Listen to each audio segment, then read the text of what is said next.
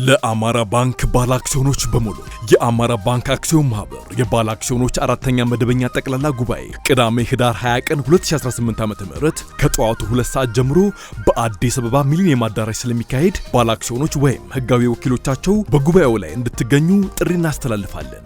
የጉባኤውን አጀንዳዎችና ተጨማሪ መረጃዎችን እሁድ መስከረም 4 ቀን 2018 ዓ.ም በወጡት አዲስ ዘመንና ሪፖርተር አማርኛ እትም ጋዜጦች ላይ ማግኘት የሚችሉ መሆኑን እናሳውቃለን። ማሳሰቢያ: ውድ ባለ አክሲዮኖቻችን የባንካችን ጠቅላላ ጉባኤ ምልአተ ጉባኤ መሟላት እንዲችል በዕለቱ በአካል መገኘት የማትችሉ በሚቀርባችሁ የባንካችን ቅርንጫፍ ወይንም በሰነዶች ማረጋገጫና ምዝገባ ጽሕፈት ቤት በመገኘት ውክልና እንድትሰጡ ያሳሰብን።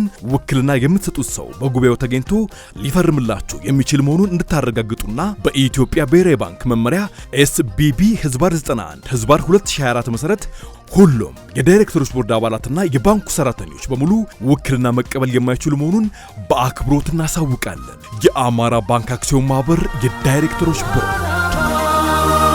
አማራ ባንክ ከባንክ ባሻገር